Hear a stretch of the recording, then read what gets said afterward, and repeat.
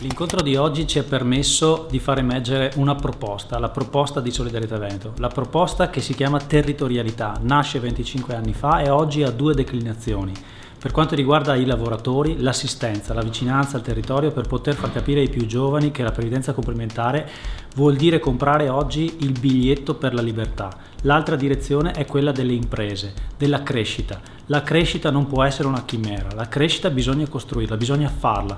E come la facciamo? La facciamo andando a investire, diversificando il patrimonio, anche nelle aziende del territorio, nelle imprese non quotate. Questa è la nostra proposta, un lancio anche per chi ci ha ascoltato, per la politica, per le istituzioni.